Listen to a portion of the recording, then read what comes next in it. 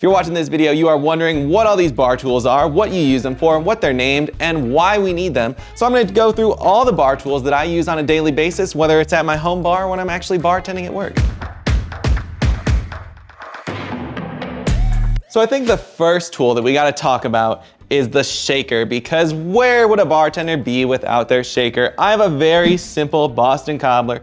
If you've seen it in my videos, I always use the glass side just so you guys can see what's inside, but real bartenders tend to pour into the bigger tin. Realistically though, I have found this makes more sense because you'll never overflow your tin if you're pouring into this one, but I would never really do that in a real bartending situation, but I think logically this one makes more sense. The whole point of a cocktail shaker is to chill and dilute cocktails, and there are so many different ways to dilute your cocktails. You can roll shake, dry shake, hard shake, reverse shake.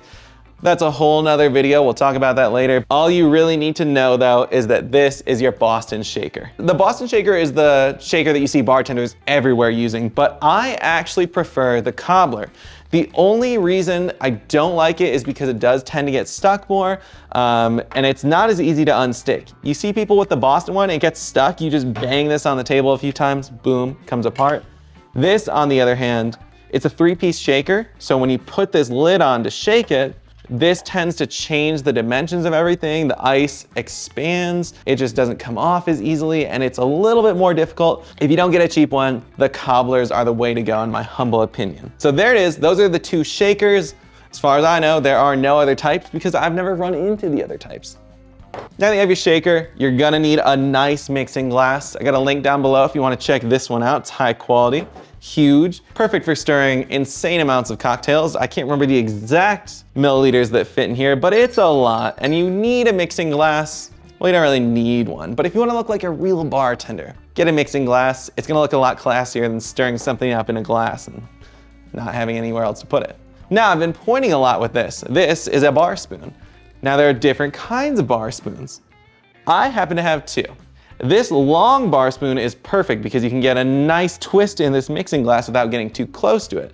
You can also pour things, and I feel like I gotta do it. All right, so check this out. I know this is a little unrelated. It's kind of a little bar hack while we're talking about bar tools, but you take your bar spoon, crack open your soda, and you can actually pour it right down the handle. Come on, get closer, Ivan. Check this out. I might be spilling a little bit, but that's because I'm unprofessional. Once you master this, you can easily just pour right down. It's so sick. I don't really understand why or how it works, but it does, so. That is another use for your bar spoon. Although now you have a messy bar spoon, so maybe it's not that useful.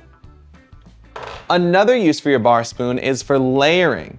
Now, the same principle applies, right? Like you're layering it, you pour down the spoon.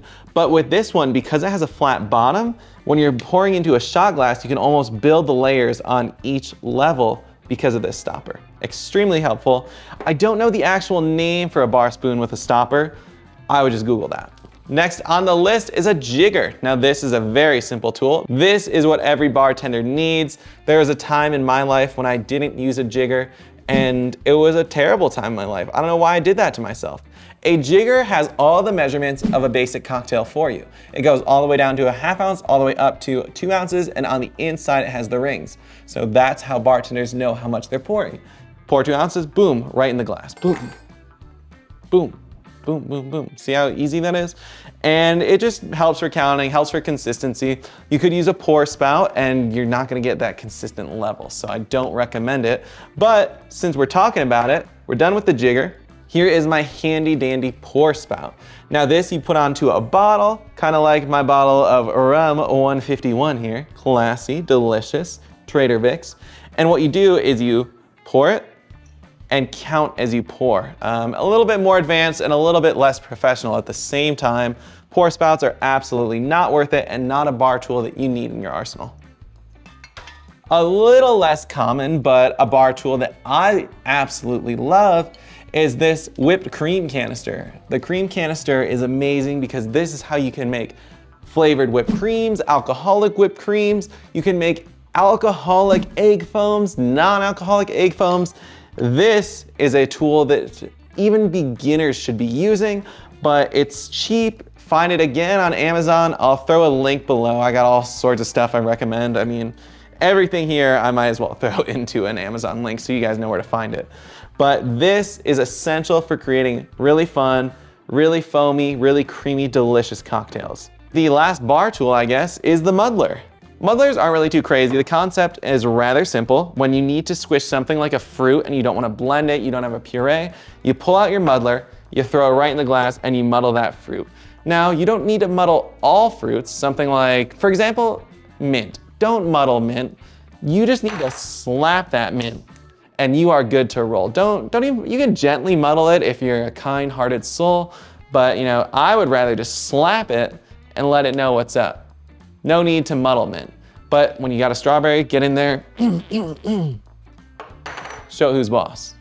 And that's all there is to it, guys. These are your basic bar tools. Honestly, getting your hands on all of these is all you're gonna need when you're getting your bar set up. You probably can do without the whipped cream canister, but if you wanna have fun, if you wanna have good drinks, exciting drinks, pick up a whipped cream canister. It's totally worth it. Just get some CO2 charges or it's worthless. And that's that, guys. Those are the bar basics. Enjoy.